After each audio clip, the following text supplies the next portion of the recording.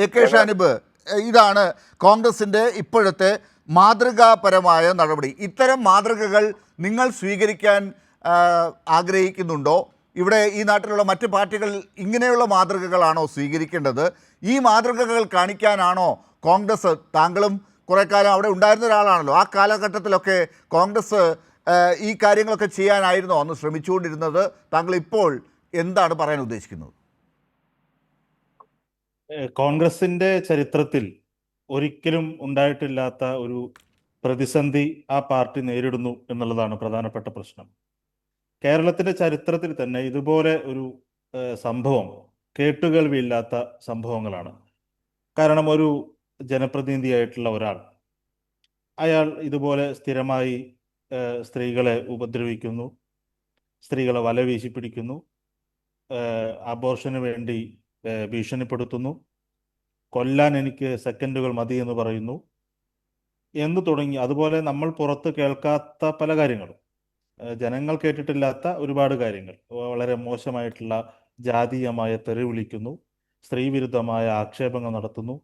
അങ്ങനെ ഒരാളെ സംരക്ഷിക്കണം എന്ന തരത്തിൽ പാർട്ടിക്കകത്ത് ഒരു വിഭാഗം പ്രവർത്തിക്കുകയും, എന്നാൽ അയാൾ രാഷ്ട്രീയത്തിലേ നിൽക്കാൻ പാടില്ല എന്ന് ജനപ്രതിനിധികളായ വനിതാ MLA-മാരായിട്ടുള്ള ആളുകൾ പോലും, പ്രധാനപ്പെട്ട മഹിളാ കോൺഗ്രസിന്റെ നേതാക്കളടക്കം, അയാൾ രാഷ്ട്രീയത്തിൽ തന്നെ നിൽക്കാൻ പാടില്ല എന്ന അഭിപ്രായം ഉയരുകയും ചെയ്യുന്ന ഒരു ഘട്ടം. അത് കോൺഗ്രസിൽ മുൻപ് ഇങ്ങനെ ഒരു സാഹചര്യം ഉണ്ടായതായിട്ട് എൻ്റെ ഒരു ധാരണയിലില്ല.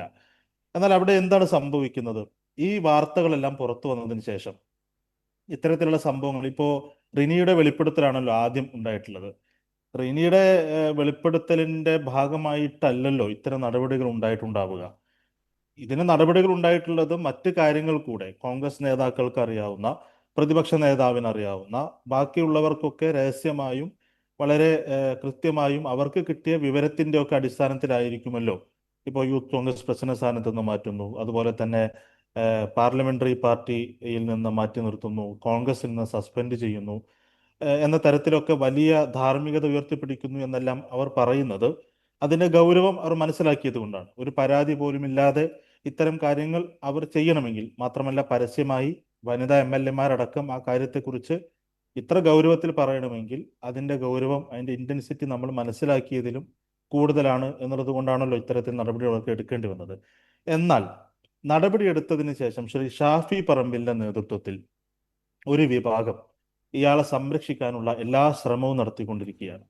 ആ ശ്രമത്തിന്റെ ഭാഗമായിട്ടാണ് എന്ന് ഞാൻ മനസ്സിലാക്കുന്ന കാര്യം, ഇവരുടെ ഇയാളെ പാർട്ടിയിൽ നിന്ന് സസ്പെൻഡ് ചെയ്തു, പ്രാഥമിക അംഗത്വത്തിൽ നിന്ന് സസ്പെൻഡ് ചെയ്തു, മാറ്റി നിർത്തി എന്ന് പറയുന്ന കാര്യം KPCC പ്രസിഡന്റ് വാർത്താ മാധ്യമങ്ങൾക്ക് മുമ്പിൽ വന്ന് പറഞ്ഞു പോയതല്ലാതെ അതിന്റെ ഒരു പ്രസ് റിലീസോ അല്ലെങ്കിൽ അതിന്റെ രേഖാമൂലം AICCയുടെ അംഗീകാരത്തോടു കൂടി ഇയാളെ പുറത്താക്കുന്നു എന്നോ സസ്പെൻഡ് ചെയ്യുന്നു എന്നോ എത്ര കാലത്തേക്ക് സസ്പെൻഡ് ചെയ്യുന്നു എന്നോ കൃത്യതയില്ലാത്ത രീതിയിൽ ആ സമയത്തുണ്ടായ വിവാദത്തെ ജനങ്ങളുടെ കണ്ണിൽ പൊടിയിടുന്നതിന് വേണ്ടി സസ്പെൻഡ് ചെയ്യുന്നു എന്ന ഒരു വാചകത്തിൽ കാര്യങ്ങൾ അവസാനിപ്പിക്കുകയാണ് ഉണ്ടായിട്ടുള്ളത്.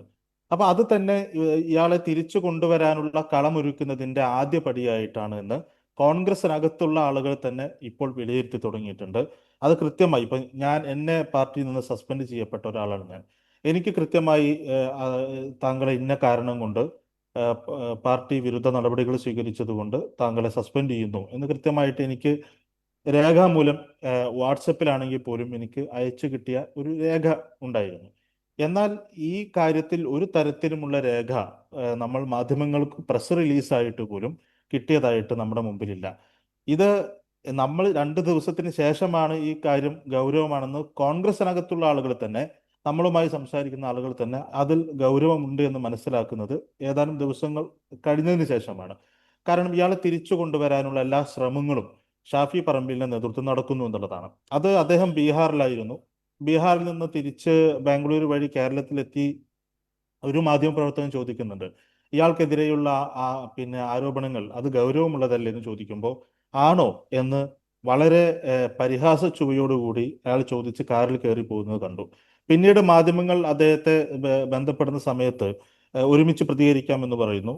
എന്നിട്ട് ഒരുമിച്ച് പ്രതികരിക്കുന്ന സമയത്ത് അയാളുടെ പ്രതികരണത്തിൽ പറയുന്നത്, ഇയാൾ അദ്ദേഹത്തിന്റെ ധാർമ്മികത ഉയർത്തിപ്പിടിച്ചുകൊണ്ട് രാജിവെച്ചു, അദ്ദേഹം രാജ്യസന്നദ്ധത അറിയിക്കുകയായിരുന്നു എന്ന മട്ടിലൊക്കെ അതിനെ വിശദീകരിക്കുകയാണ്.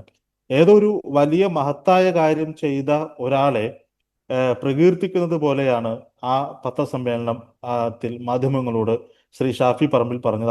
അയാളുടെ ധാർമ്മികത ഉയർത്തിപ്പിടിച്ചുകൊണ്ട് രാജിവെച്ചു എന്ന മട്ടിലൊക്കെ അതിനെ അവതരിപ്പിക്കാൻ ശ്രമിച്ചത്.